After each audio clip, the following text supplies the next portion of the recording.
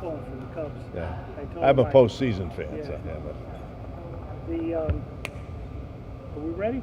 Yeah, here, let me do that one more time. Okay, so tell me your name Bob Hobart. and tell me what position you held when you met Bill Hogan, how you met him. Well, first, I've known Bill for probably 25 years, but where he and I really got involved with each other is I was the Vice President of Corporate Service for the American Medical Association, and he and I were both volunteer executives on the Chicago Convention and Tourism Bureau. And so we worked together on a lot of things dealing with McCormick Place and other conventions and industry-related hospitality functions. Back in the day, McCormick Place had problems. Can you tell us about that? Absolutely had problems. We had a big show here, the American AMA show, and you just had trouble getting anything done. It was not user-friendly.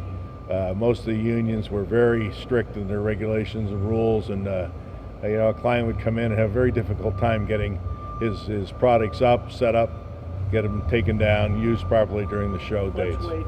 I'm sorry. Yeah.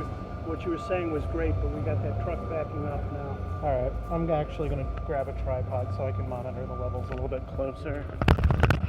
So I'll hold this one. Thank you. I appreciate that. I don't know. Maybe we have to go somewhere because it's constantly Sounds good. You good? You ready to slate this? Yep, it's recording. Okay. He's leaving and he's not coming back until after lunch, so we got 20 minutes. Okay. Perfect. He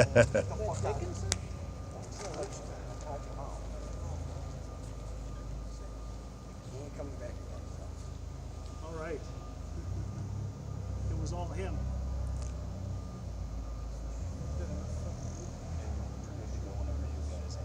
You were starting to tell us a minute ago about the problems at McCormick Place. You get Yeah, I started by saying that it was not user friendly at all.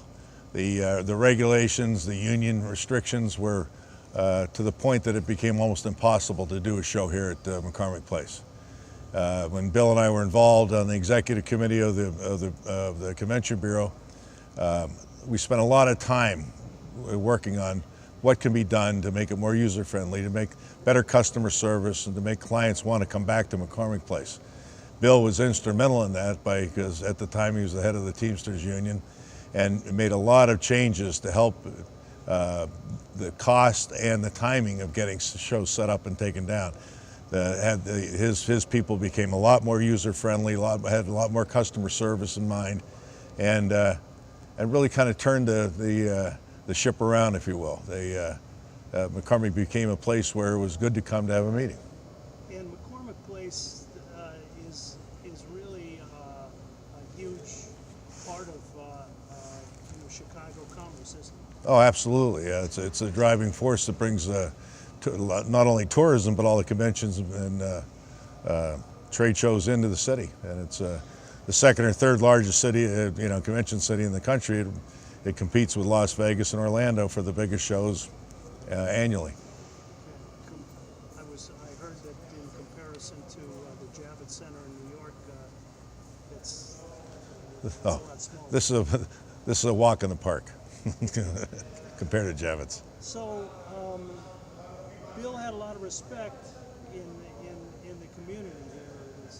Yeah, absolutely. He and I were both chairman for 1 year of the convention. We have a 3-year term, but he followed me as chairman of the Convention Bureau board for 1 year, and his respect was there. He also, other than McCormick Place, helped bring a lot of movies and get that movie industry back into town. And he's just been a real positive force, driving force in the trade show business here in the city of Chicago. So, tell me, when you heard that he was being expelled, what was the reaction of the people that he worked with in the civic endeavors like this? Well, everyone was in shock because no one understood what he did wrong.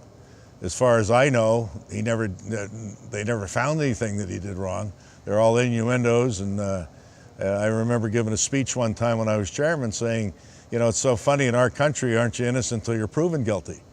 Well, they never gave him the chance to prove his innocence. So that actually brought the Hobart clan and the Hogan clan closer together because I mean, you know, this is where you're supposed to be innocent until proven guilty. And in his case, he never got his day in court. And to this day, I think he's, you know, they put him out of work, and the effect that he, his family, his, you know, his siblings, and you know, his children. So to this day, I still don't understand how they possibly could have done it. I don't know that we need more than that. I think that's pretty much. Good, great, glad to do it. Awesome. All right. Sounded really good. Thanks for the sound. Okay. Yeah. Yeah. Okay. Let me go back.